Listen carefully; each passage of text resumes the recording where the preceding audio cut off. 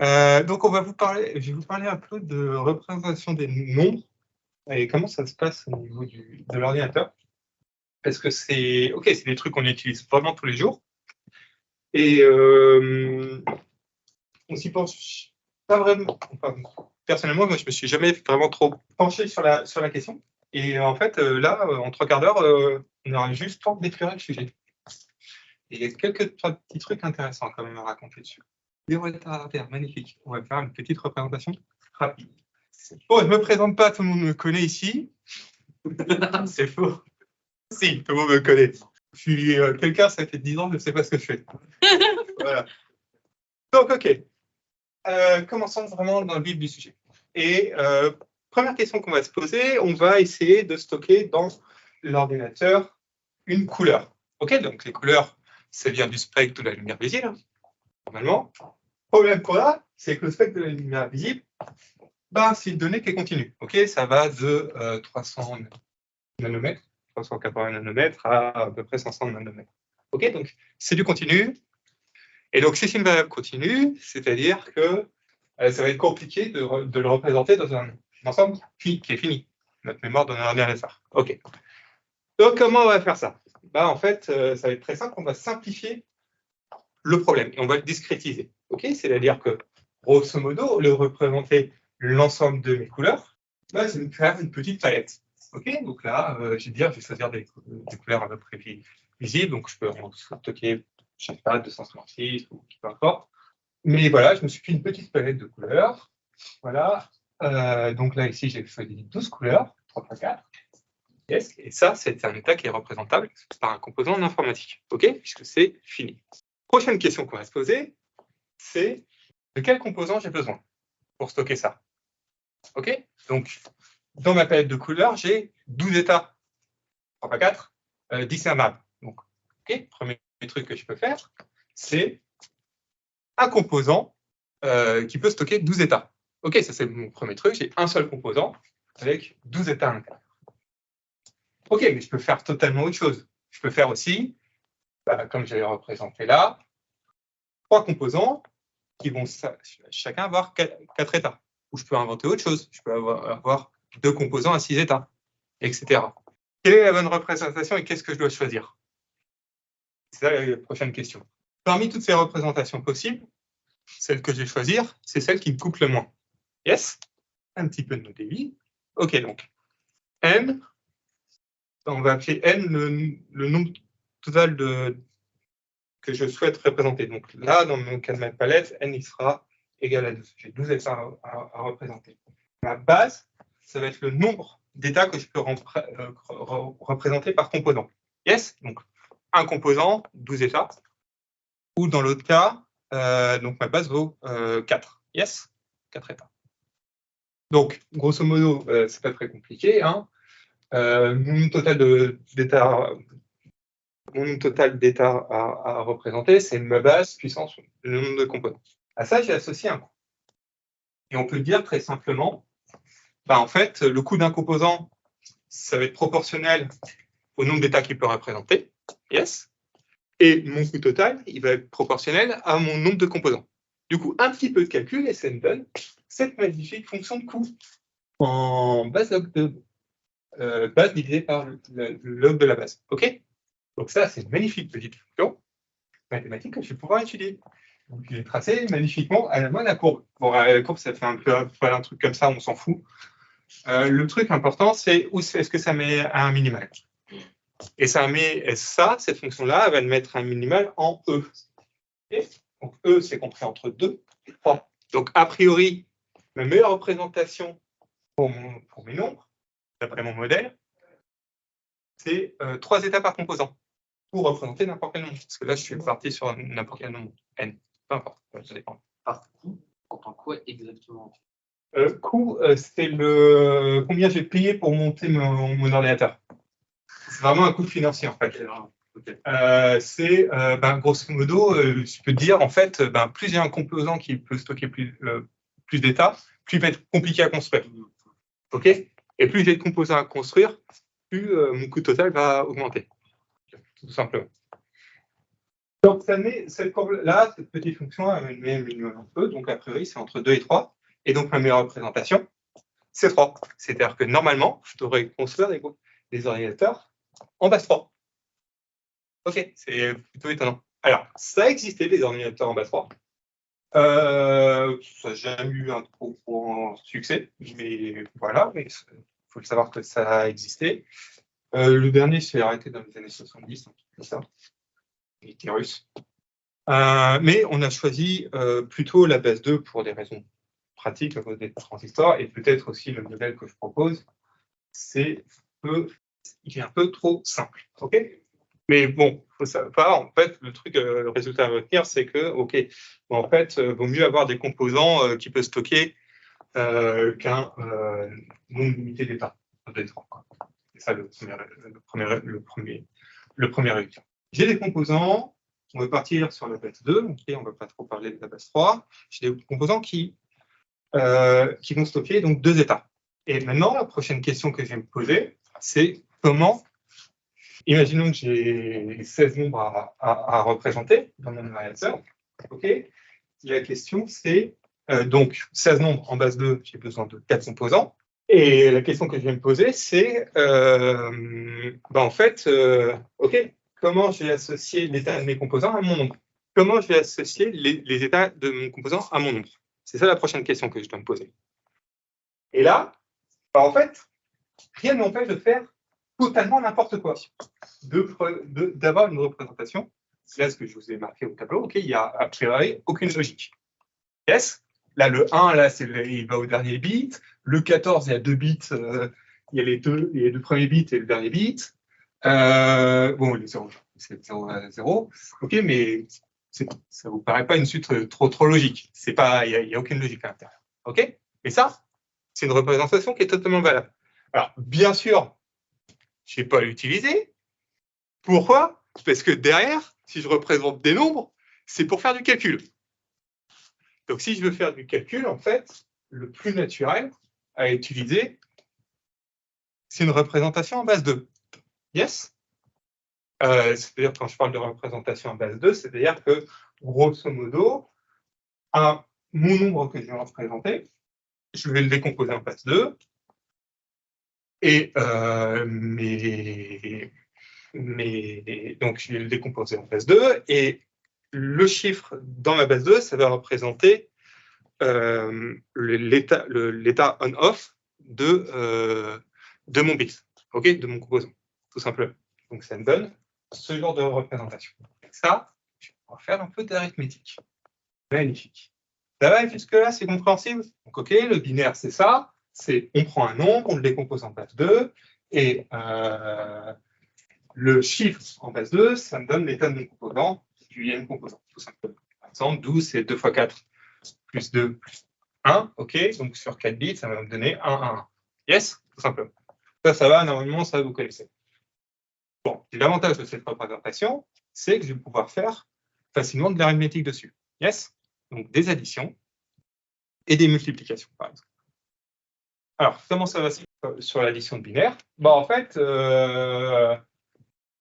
pour additionner deux nombres en base 2, on fait de la numérotisation de position. Alors, c'est un bien grand mot pour faire ce que vous faites depuis l'école primaire. C'est-à-dire, on pose l'addition.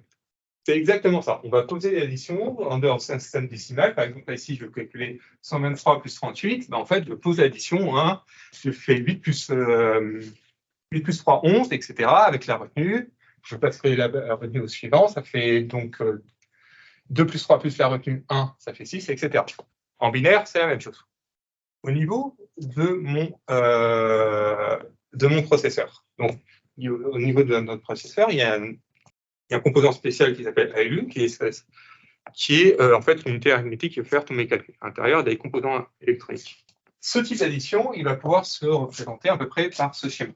Alors, je vais vous l'expliquer. En fait, grosso modo, ce qu'on va faire passer, c'est les deux premiers bits. Donc, en l'occurrence, dans cet exemple-là, A et B, ils vont avoir 1, yes. Pour calculer la somme, on fait un XOR, tout simplement. Ça va me donner 2, 0. OK. Je note. OK. Je note ce résultat et je vais le passer au suivant. Et après, OK, 0, 0, 0, machin. Non, excusez-moi, 2, 2. OK, donc je dois retenir 1, ce que je stockais ici, et je vais le faire passer au composant suivant pour calculer la suite. Donc ça, OK, ça porte un nom, si vous recherchez sur Internet, ça s'appelle un adder, mais bon, peu importe. C'est typiquement ce genre de composant que vous avez dans vos PC. Alors, la vérité, c'est que là, je viens de vous mentir, c'est pas ça que vous avez à l'intérieur de vos PC pour faire l'addition. Pourquoi? Pour une raison très simple. Donc là, ça me fait une addition à 2 bits avec une retenue. Donc il faut imaginer que j'ai des composants comme ça. J'en ai, si je veux faire des additions à n bits, là, j'en ai n qui vont s'enchaîner. Des trucs comme ça, les uns à la suite des autres, avec des get XOR, etc. Donc ce qui veut dire, c'est que si je veux calculer la somme de deux nombres à n bits, qu'est-ce qui va se passer? Il va se passer la chose suivante. Je vais faire l'addition des deux premiers bits, yes. Je vais attendre que ça soit stabilisé pour avoir la retenue, et ensuite passer au composant suivant et refaire l'addition avec la retenue et les deux prochains bits, etc. Donc du coup, j'ai un coût qui va être linéaire au nombre de bits. Yes. Heureusement pour nous, il y a des gars qui ont été super malins et qui ont inventé des schémas un peu plus compliqués, comme vous pouvez le voir. Mais grosso modo, toute l'idée, c'est d'optimiser la somme en base 2. Et notamment, ce qu'ils font, c'est de calculer, d'éviter la retenue, de calculer la retenue en avance de phase. C'est-à-dire de ne pas attendre le résultat de la retenue pour calculer les deux prochains bits. Grosso modo, c'est ça l'avance de phase. Et donc, du coup, avec ce genre de truc, donc c'est plutôt ce genre de truc un peu plus compliqué que vous avez à travers de vos PC. Et du coup, avec ce genre de truc, en fait, on arrive assez facile, enfin, on y arrive à un coût d'addition de n bits en log de n. Et donc, on est passé de n à log de n. C'est quand même un certain nombre. Et ça va être la même chose pour la multiplication. OK? Même la multiplication en base 2, c'est pas très plus compliqué de ce que vous fassiez au collège, même en l'école primaire. OK? C'est le même principe que l'addition. On pose la multiplication. Yes. Donc, par exemple, ici, je dois calculer 12 fois 61. En fait, ce que je vais faire, c'est 1 fois 12. Yes. Je décale de 10. Donc, au niveau binaire, ça va être genre juste de shifter de rajouter le bit de 0 au début, shifter le truc, et le décaler. Yes. Donc, ça va se passer à peu près comme ça. Mais là encore, en fait, le souci qu'on a, c'est que j'ai par exemple 11 par 11, yes, en binaire. Le truc qui va se passer, c'est que je vais devoir faire deux additions. Donc, si on multiplie un nombre de n bits par un nombre de m bits, c'est-à-dire que je vais devoir faire m additions. Yes. Et là encore, on peut faire mieux. Et vos ordinateurs font beaucoup mieux. Et notamment, alors, bon, il y a deux techniques, mais je vais en citer une, OK. Il y a l'algorithme de bouffe, comme ça. 1941, quand même. C'est pas si vieux que ça. Mais en fait, l'idée, c'est pour optimiser la multiplication, c'est d'éviter de réduire le nombre d'additions qu'on doit faire. OK. Et on peut faire la remarque suivante. Grosso modo, en fait, on peut réduire le nombre de multiplications à faire lorsqu'on a des 1 successifs. OK. Par exemple, 15 fois 13. OK, je l'écris en binaire, machin, et on peut remarquer que le 15, OK, c'est 16 moins 1. Yes, tout simplement. Du coup, je dois faire 13 fois 16 moins 1. Mais ça me fait uniquement, OK, donc du coup, c'est vachement bien parce que ça, je peux shifter les bits, tout simplement, et du coup, ça me fait que deux additions à faire pour calculer mon produit, au lieu de 4 additions. Donc ça, c'est le principe de l'algorithme, le schéma, etc. Mais grosso modo, ce qu'il fait, c'est qu'il regarde les deux premiers bits. Si c'est égal à 1, il optimise, sinon il passe au suivant, etc. Il décale. Ça, c'est le principe, et c'est à peu près comme ça que calculent vos PC. Donc là, il y a un petit truc quand même, il y a une soustraction. Yes. Donc, il y a une forme de parler des nombres négatifs. Comment ils vont être représentés? Alors, la première représentation qu'on a eue, mais qui a été rapidement abandonnée, c'est la représentation complément qui s'appelle complément 1. Comment ça se passe? Bon, déjà, première chose, on va rajouter un bit de signe avant le nom. Yes. Donc, 0 ici, là, la colonne en bleu, ça va représenter le nombre positif. Et la colonne, quand il y a 1 devant, ça va représenter nos nombres négatifs. Et ce qu'on fait, tout simplement, pour associer un nombre positif à un nombre négatif, yes, on inverse les bits. Yes, tout simplement. Donc, par exemple, ici, 0, 1, 0, OK, ça me représente 2 en nombre positif. J'ai juste inversé les bits pour représenter mon nombre négatif. 1, 0, 1. Yes, tout simplement. Ça, c'est assez naturel, puisque quand on somme les deux, OK, ça me donne toujours 1, 1. Donc, j'ai 8. Et donc, j'ai toujours une somme qui va être constante quand je suis comme ça. Yes. Et c'est assez simple à se représenter. Donc ça, c'est le truc c'est la représentation complément 1. Ça a été rapidement abandonné pour 2 soucis. Le premier souci que vous pouvez voir, c'est que vous avez 2 fois 0. Vous avez 2 zéros. En fait, le nombre 0 en négatif et en positif, c'est censé être la même chose. Yes. Et pourtant, vous avez 2 représentations, 0, 0, 0 et 1, 1, 1, en inversant les bits. Et du coup, ça, c'est embêtant, c'est très embêtant. Ça veut dire que si on veut faire tester 2 égalités, etc., en fait, on est obligé de vérifier 2 cas à chaque fois, puisqu'on va toujours comparer à 0. Donc, du coup, ça, c'est embêtant. Et un deuxième truc aussi qui va être très, très embêtant, c'est que quand je vais sommer des trucs, en fait, je vais devoir avoir besoin parfois de 2 cycles de CPU. Okay, je vous ai mis un exemple juste après. Essayons de calculer moins 1 par moins 1. Okay, donc, moins 1 par moins 1, selon la représentation complément à 1. Donc, ça va me donner 1, 1, 1, 1, 1, 0, 1, 1, 0. Avec le 1 devant qui représente mon cycle. Donc, quand je calcule ça, en fait, je vais me retrouver avec une retenue. Donc là, après, une fois que j'ai cette représentation, j'ai juste à faire la somme, le XOR. Yes. Et en fait, le truc qui va se passer, c'est que en fait, je vais me retrouver avec une retenue à la fin, hein, que je vais devoir rajouter à mon résultat intermédiaire. Donc ça me fait un deuxième cycle de CPU. C'est assez moche. C'est assez moche, ça me double mon temps de calcul. OK?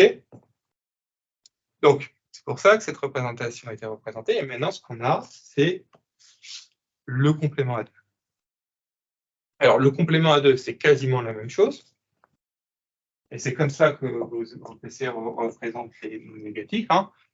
On inverse les bits et on va rajouter 1. Yes. Du coup, ça m'enlève mes 2 problèmes. Ça va m'enlever, déjà, j'ai qu'un seul 0. Parce que, OK, le 0, c'est la même. Hein. OK, 1, 1, 1. Ça sort de mon truc. Ça me donne 0. Et j'ai plus besoin que d'un seul cycle de CPU pour calculer. Donc, ça arrive mes 2 soucis. Mais par contre, et il y a un souci que vous voyez aussi en programmation qui va apparaître, c'est que grosso modo, il y a un truc qui va se passer, c'est que j'ai une borne dans les positifs qui va être non utilisée. Okay, ce qui veut dire que l'amplitude des nombres négatifs va être beaucoup plus grande que celle des nombres positifs. Enfin, plus grande. Il n'y a pas une différence de 1. Et ça, dans les langages de programmation que vous utilisez, vous le voyez. Et c'est dû à ça, c'est dû à cette représentation. Parfait. Bon, OK, donc on a traité les entiers naturels, on a traité les entiers négatifs. Maintenant, on va s'occuper du gros du sujet. Les nombres à virgule. Les flottants. Bon, il y a plusieurs représentations de nombres à virgule, mais celle que j'ai utilisée, enfin, on va discuter d'autres après, c'est quand même les flottants et donc les nombres à virgule flottants. Ça, c'est très simple. L'idée, c'est de se baser sur l'écriture scientifique pour représenter mon nombre. Okay, l'écriture scientifique, c'est-à-dire que j'écris mon nombre n à la virgule comme m fois 2 puissance mon exposant, tout simplement, avec mon exposant qui pourrait être positif, négatif. Yes, mais mon m, ok, c'est juste un entier naturel. Donc c'est comme ça, on se base là-dessus pour représenter les flottants. Donc M, ça s'appelle la mantis, yes, simplement. Et ensuite, j'ai mon exposant. Du coup, ce que je vais stocker au niveau de mes composants électroniques, ben, ça va être mon exposant sur les 8 premiers bits, et le reste, ça va correspondre à ma mantis, tout simplement, plus le bit de cible. OK? Donc, un flottant m fois 2 puissance l'exposant, il va être représenté comme ça en nombre dans notre ordinateur. Il y a un gros avantage à faire ça, c'est qu'on peut représenter une grande plage de nombres. OK? Et quand je dis une grande plage de nombres, c'est notamment des nombres qui sont relativement proches de 0 et relativement éloignés de 0. C'est ça le gros avantage d'utiliser les flottants. Le désavantage, c'est comme vous êtes certainement au courant, cette représentation, elle est assez imprécise. OK? Ça, vous avez déjà vu le phénomène se passer. Hein, quand on a des chaînes de flottants, des fois, on a des résultats bizarres. Ce genre de choses. C'est normal, à la rigueur, puisqu'en fait, on n'a qu'un ensemble fini. Et l'ensemble des nombres réels à virgule, il est infini. Donc, à un moment ou à un autre, on aura forcément des collisions. Donc, c'est normal qu'on a, quelle que soit la représentation, c'est normal qu'on ait des collisions et des problèmes de calcul. Le truc qui est un peu bizarre avec les flottants, c'est que des fois, il y a des calculs qu'on ne comprend pas d'où est-ce que ça vient. OK? Par exemple, un truc à la con, si j'additionne 0,1 et 0,2, la bonne réponse, c'est 0,3, et ce n'est pas du tout ce qui va sortir. Il va te sortir 0,3 et des poussières, et un 4 à la fin. On se demande d'où est-ce que peut venir ce 4, et on va essayer d'expliquer un peu dans la suite. On va essayer d'expliquer. À votre avis, d'où est-ce qu'il vient le 4? Pourquoi ce con, il rajoute un 4 à la fin? Bonne question, hein? Pas 0,1 exactement? Non, si, c'est pile 0,1. Alors, ça dépend ce que tu appelles pile 0,1. Je vais vous montrer. Pas grave. Si vous n'avez pas l'idée, c'est fait. OK, donc on va essayer d'expliquer pourquoi 0,1 et 0,2, ça ne donne pas 0,3. Donc, la première truc à remarquer, c'est que, en fait, on va reprendre notre notons que 0,1 et 0,2, en fait, c'est des bases 10. Yes? Et nous, on travaille en base 2. Et malheureusement, il y a de grandes chances pour que quand on passe de la base 10 à la base 2 et qu'on décompose notre nombre, yes, on n'est pas un nombre fini. C'est-à-dire que le 0,1 en base 2, ça ne va pas être un nombre fini de chiffres. OK? Et d'ailleurs, on peut le voir. Hein. Tac, là ici, OK, on prime en base 2 avec 80 photons à l'intérieur. Tac, tac, tac, tac, tac, tac, tac, tac, tac, tac. Très bien, donc il va être. Voilà. Là, c'est ce qui va nous donner la représentation qu'a l'ordinateur du nombre 0,1 et du nombre 0,2. Tout simplement. OK? En base. Donc c'est ça, lui, tu lui dis 0,1, 0,2, lui, il voit ça. C'est pas exactement le même. Et ça vient de la décomposition en base 2, de passer de la base 10 à la base 2. Donc après, qu'est-ce que je fais? OK, je cherche à additionner deux flottants. Je sais que mon flottant, je l'écris, ma mantis fois 2 puissance mon exposant. Donc le premier truc à faire, c'est que j'ai regardé un peu significant, c'est l'exposant. Hein. OK. C'est de regarder un peu ce que vaut mon exposant et ce que vaut ma mantis. OK. OK, donc j'ai deux petites fonctions Python là qui le font, magnifique. Donc c'est juste du calcul avec des machins. Du coup, bah, je peux avoir, en faisant appeler ces deux fonctions-là, je vais sortir l'exposant de 0,1, ça va me donner 4, moins 4. OK. Je vais sortir l'exposant, le significant, donc la mantis de 0,1 toujours, ça me donne ce chiffre régulièrement grand. OK? C'est ce qui veut dire que, d'après ma formule que j'ai tout à l'heure, ben, j'ai 2 puissance mon exposant plus ma mantis divisé par 2 puissance 52, parce que je suis en base 64 et que j'ai 8 bits qui sont réservés pour mon exposant, moins mon exposant, ça va me donner 0,1. On va vérifier ça. Ça me donne bien 0,1. Encore, je ne suis pas planté dans les comptes. Et là, tout ce que j'ai fait, c'est que j'ai pris 0,1, je l'ai décomposé avec mantis et exposant, tout simplement. J'ai juste vérifié mon calcul. Je fais la même chose pour 0,2. Yes, je prends mon exposant, ça me donne 3, machin, et je vérifie mon calcul. Donc maintenant, une fois que j'ai ces deux décompositions-là, et ça me fait là, 52 plus 3 et au-dessus, je vais pouvoir les additionner et vraiment performer l'addition. Alors, comment je vais performer l'addition? En fait, de manière très simple. Si je cherche à additionner, on va raisonner 30 secondes en base 10. Si je cherche à additionner 0.2 et 0.3, yes? Et je vais raisonner en base 10 avec mes mantis et mes exposants. Je peux réécrire ces chiffres 2 fois 10 puissance moins 1 plus 3 fois 10 puissance moins 1. J'additionne mes deux mantis, 2 plus 3, ça me donne 5. 5 fois 10 puissance moins 1, ça me donne 0,5, mon résultat. C'est exactement ce que je vais faire ça. Je vais faire ça. Le problème ici qu'on a, c'est qu'on n'a pas les mêmes exposants. OK, mon exposant de 0,1, là j'ai trouvé 0,4 et mon exposant de 0,2, j'ai trouvé moins 3. OK, bon, c'est pas très grave ça. On va juste diviser ma mantis par 2 pour se ramener aux mêmes exposants. Yes, donc je me ramène aux exposants, donc l'exposant le plus grand, c'est-à-dire moins 3. Yes, donc c'est le calcul que je fais là, et au step, je relance les petits trucs parce que je ne suis pas sûr que ça va me garder, machin. Donc je recalcule ma mantis pour me ramener avec 2,02 pour me ramener à 2,01 pour me ramener à un exposant moins 3 pour que je vais pouvoir additionner mes deux mantis.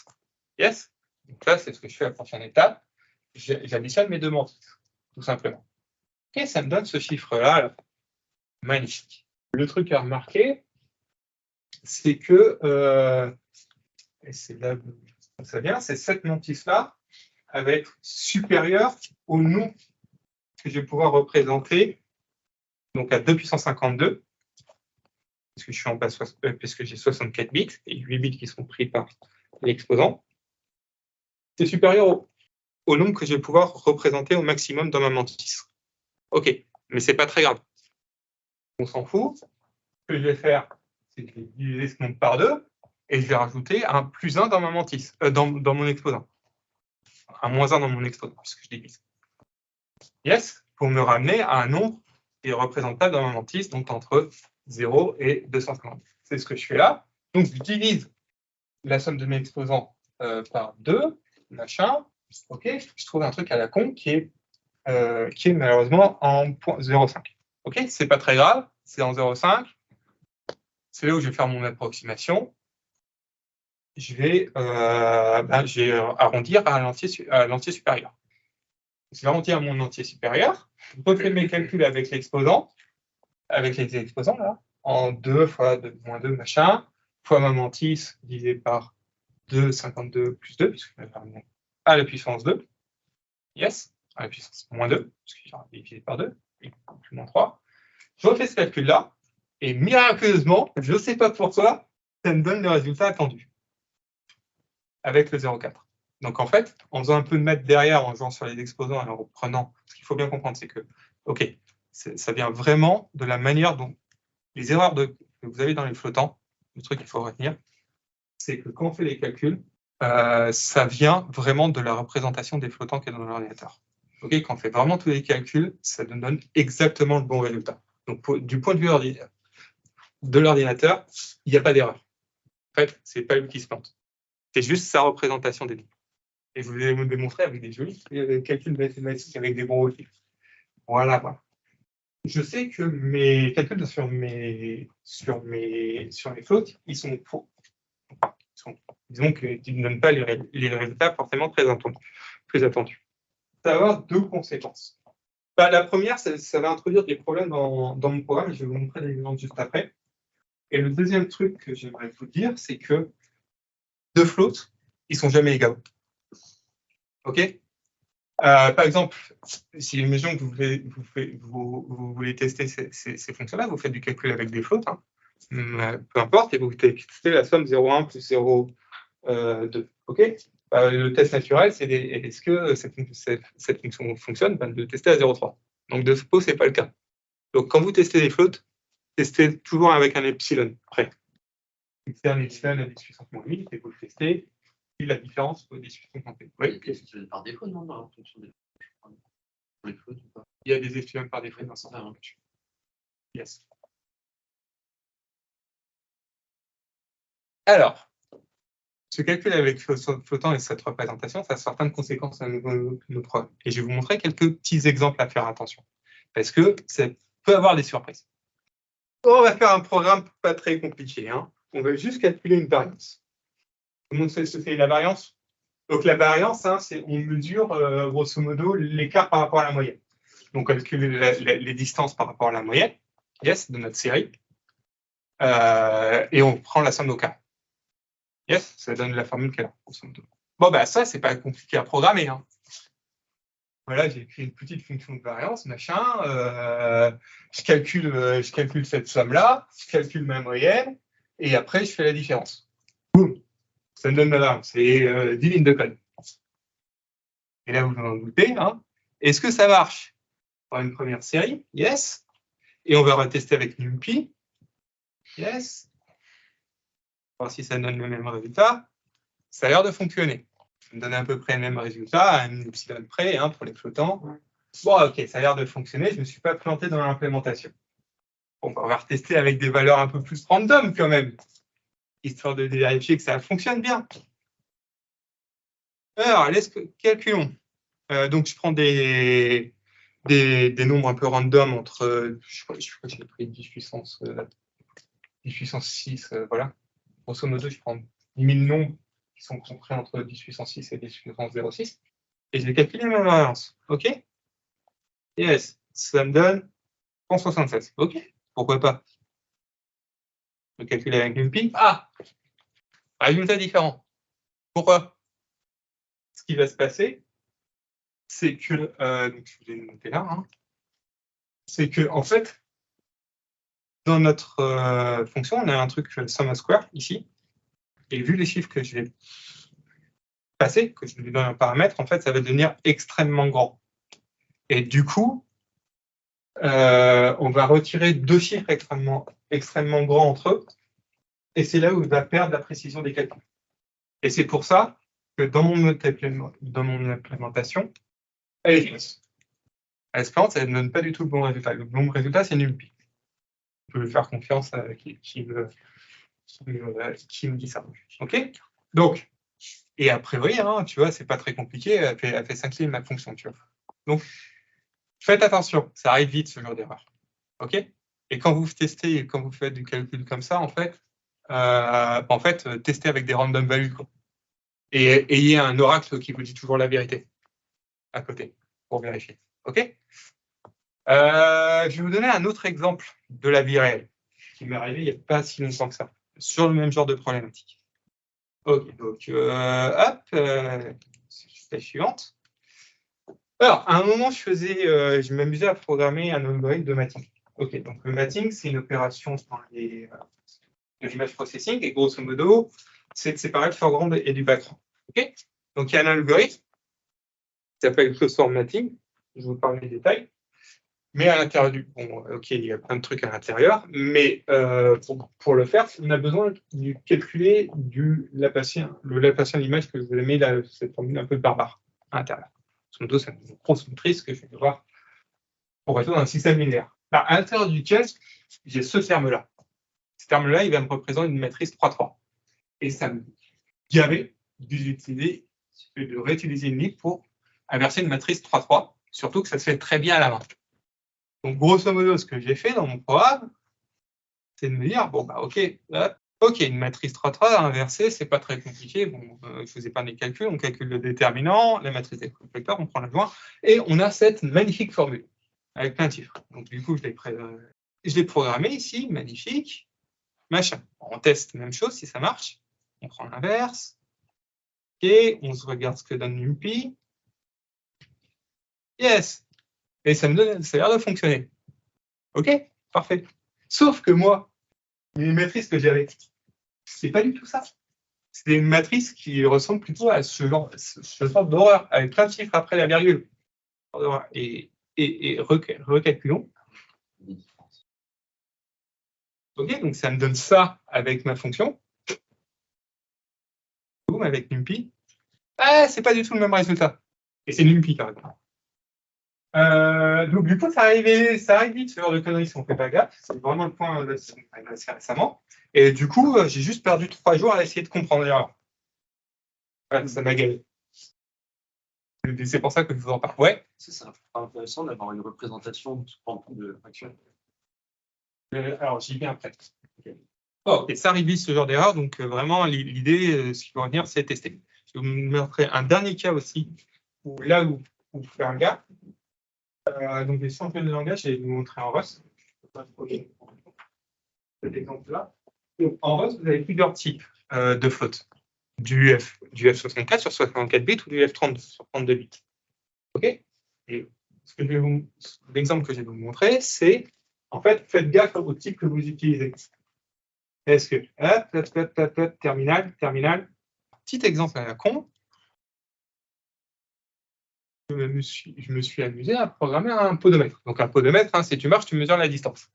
Et il va mesurer la distance à peu près. Qu'est-ce que j'ai dit? J'ai dit, ouais, tu avances de 10 cm, il va te noter, il va te envoyer un tic, tu as avancé de 10 cm, j'ai incrémenté la distance que tu as parcourue. OK? Qu'est-ce qui se passe lorsque. Donc et puis ma distance, là, ici, je l'ai stocké dans un float de 32. Hein. Je me dis, float de 32, alors relativement grand hein, quand même. À 32 bits, ça braille. Du coup, OK, j'ai mon podomètre avec ma fonction tic là, qui, à chaque fois qu'on l'appelle, qui enregistre 10 cm, qui enregistre 10 cm à ma distance. Donc, ma distance qui va être représentée en mètres. Yes, donc en 0 plus 0,1. Donc, j'ai appelé tic. Et au bout de 10 km, je pars pour 10 km. Donc, ça fait à peu près 10 km. Ça fait combien d'itérations ça fait, putain, aidez-moi, ça fait 1 million d'itérations à peu près, comme ça. Ça fait 10 000 fois 100. Et le truc que je me pose, c'est quelle est la distance qu'il va calculer? Yes? Eh bien, calculons, on lance son programme et voir quelle est la donnée. Run. Allez. OK. Il m'a sorti 26 000 machins et des poussières. C'est pas du tout ce que je me demandais. Moi, OK, j'ai marché 10 km, je m'attends à 10 000 mètres, quoi. Pas du tout. Il me sort 25 000. OK?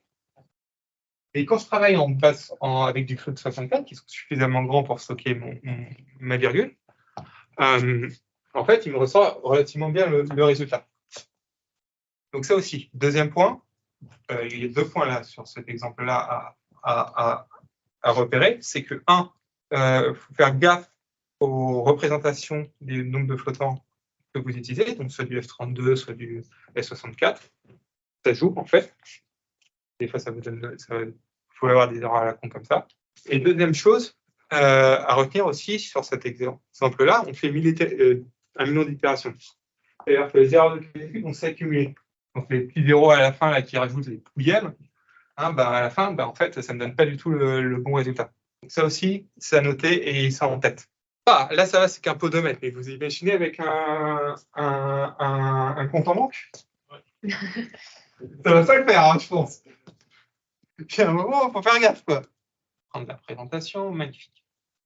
Les calculs, là, ce qu'on a noté, on a noté qu'il fallait faire attention avec les flottants.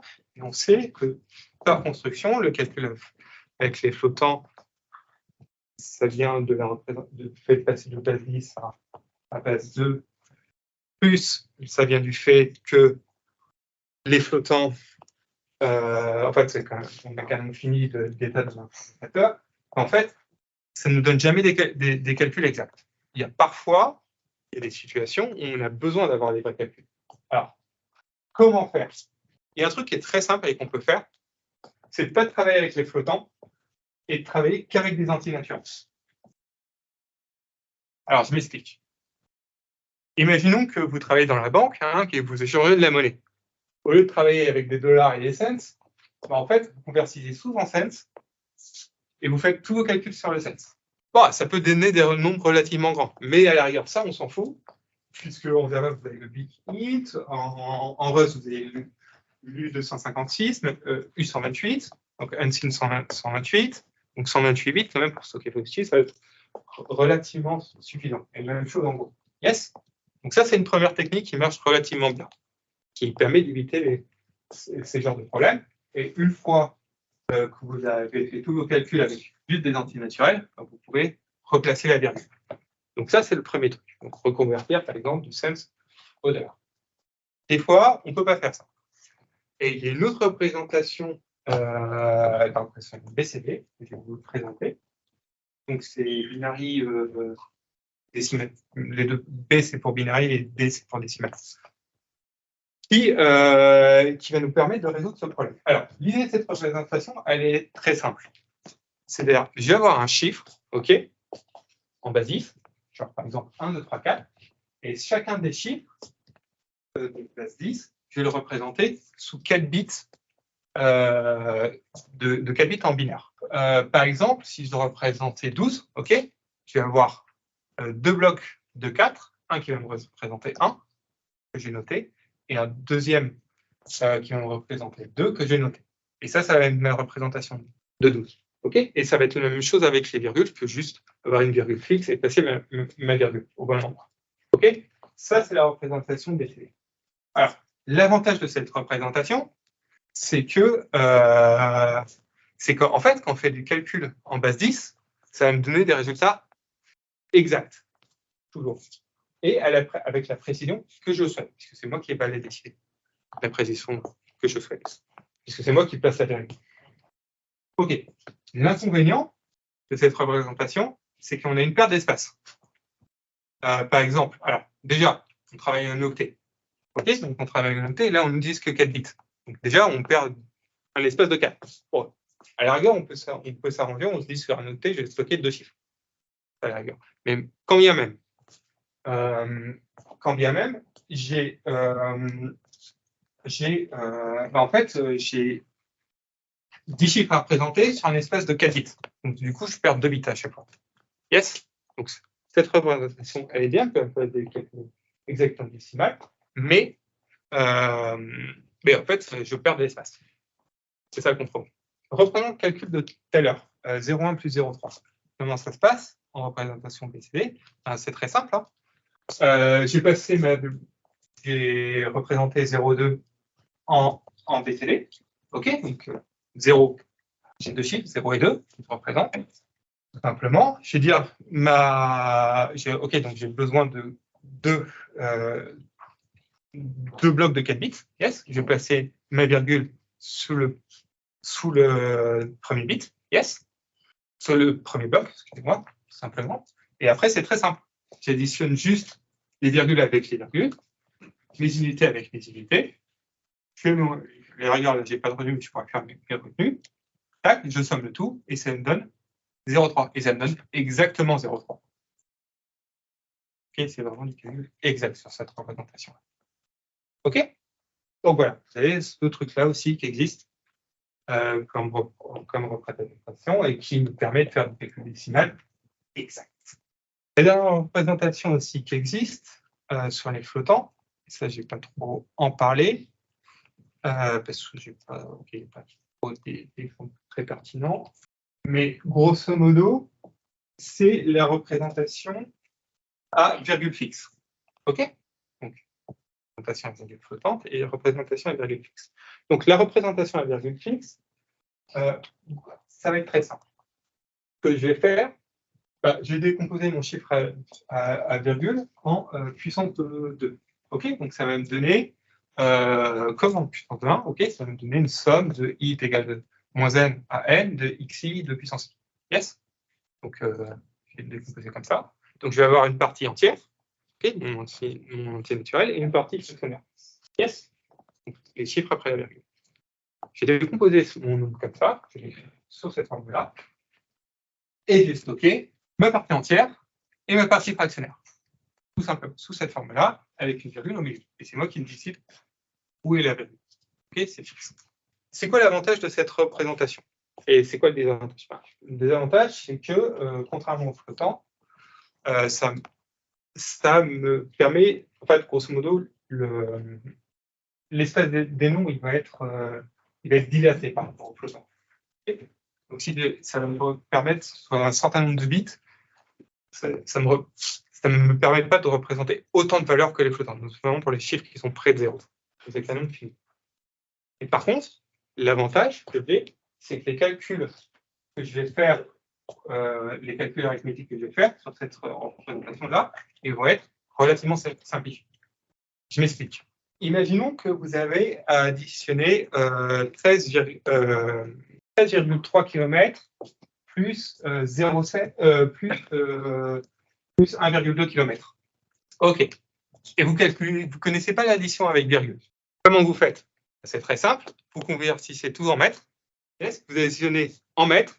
Donc, convertir en mètres, ça va me donner des nombres entiers. Donc 13 700 pour un truc, plus 1200. OK, je convertis tout en mètres. Et ensuite, je replace ma virgule. OK. Et pour l'arithmétique sur la virgule fixe, c'est exactement ce qu'on va faire. C'est-à-dire, on va d'abord sommer, grosso modo, on somme les parties fractionnaires, yes, et ensuite, on somme les parties entières. Et le résultat de ma somme de ma partie fractionnaire, le résultat que je vais obtenir, c'est la partie fractionnaire de mon résultat, ça va être exactement la somme de mes deux parties fractionnaires. OK? Et l'idée, c'est vraiment la même. On se ramène à la plus grosse unité, les unités les plus basses, on somme, et ensuite on remplace la value. Comme avec l'exemple de conversion. Ça simplifie bien mes calculs. Et où est-ce que on va trouver ce genre de représentation? C'est là où on a besoin de faire des calculs sur les nombres flottants. Beaucoup de calculs sur les nombres flottants et pas forcément besoin d'une grande précision.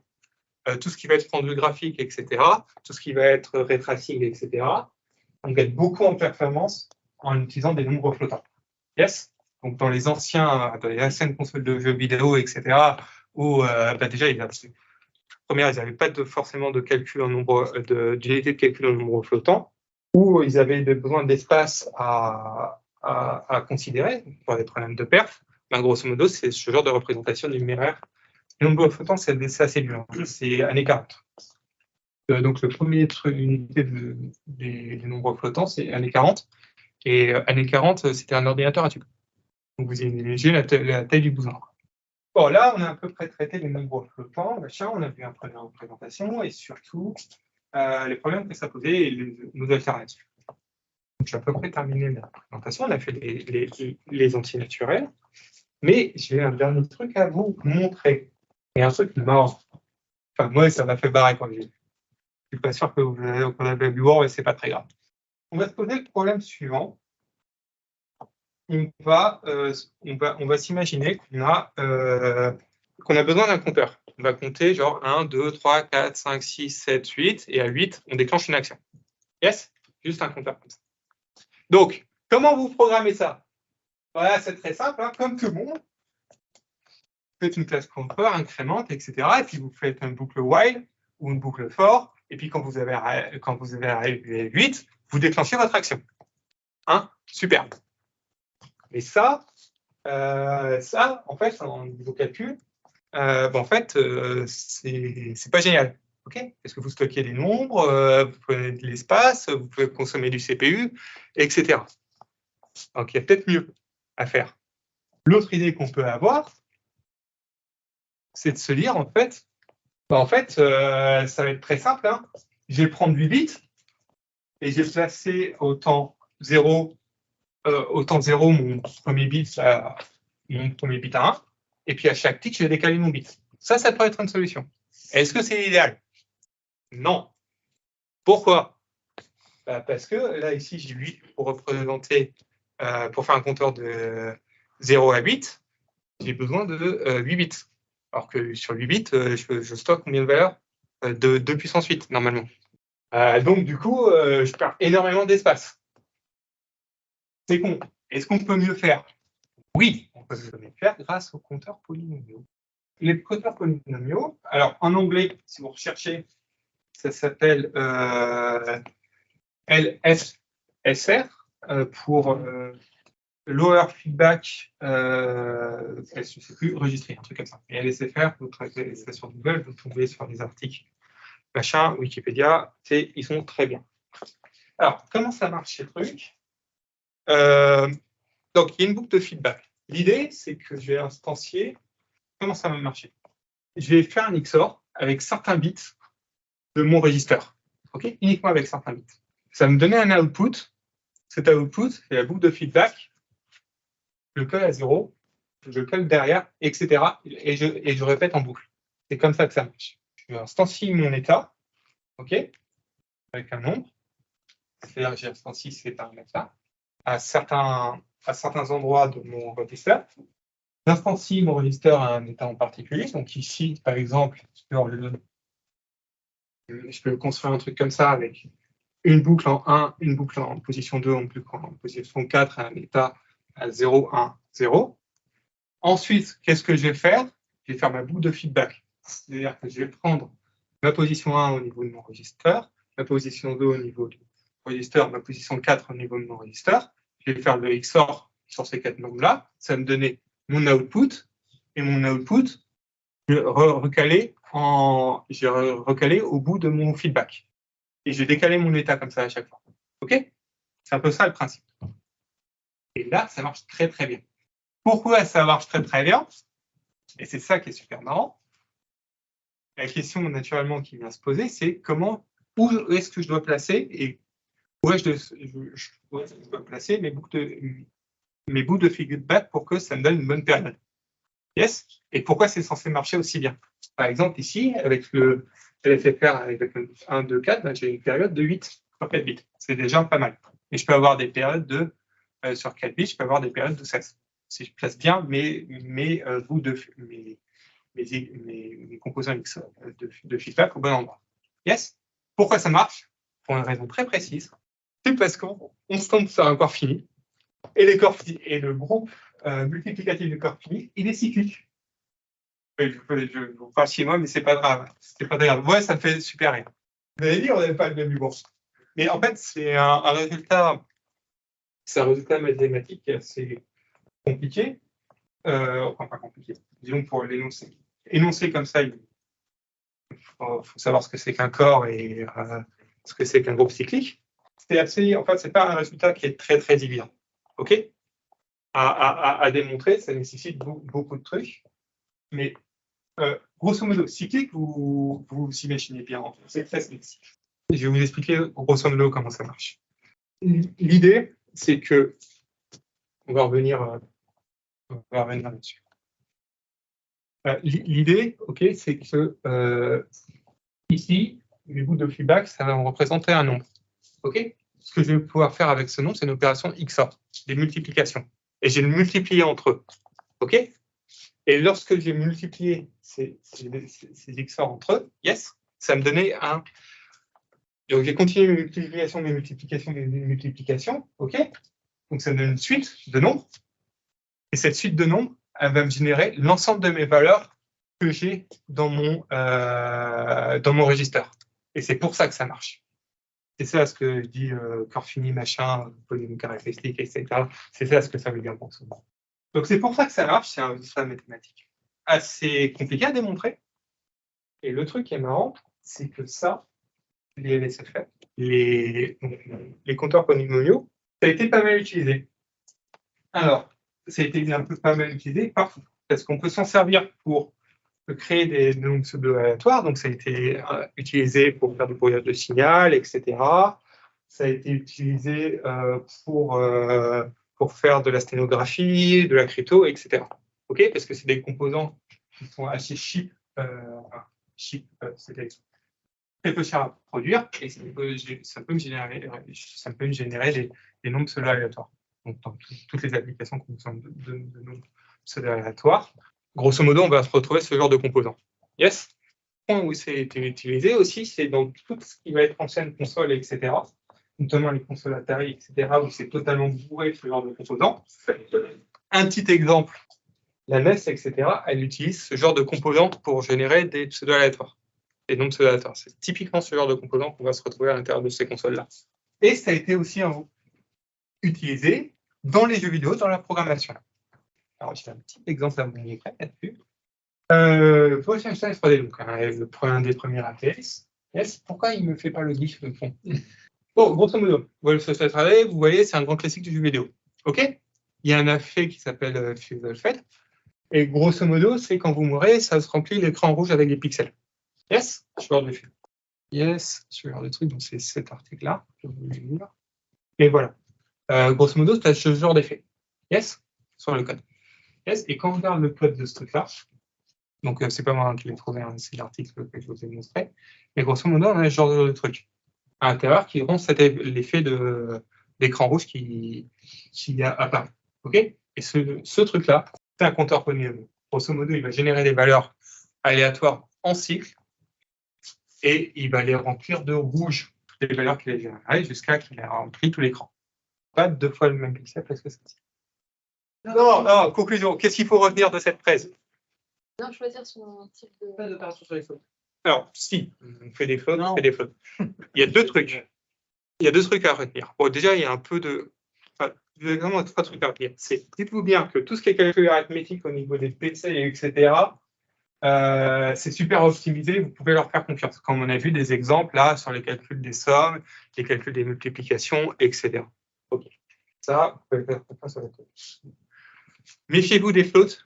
Testez-les. Et testez-les avec des random values. Et le mieux, c'est de tester avec des oracles. Parce que ça arrive rapidement sur une erreur. Yes. Et troisième truc à retenir, penser, c'est ce que tu as dit, Pauline, c'est penser à la bonne représentation. Des fois, ça peut simplifier les calculs.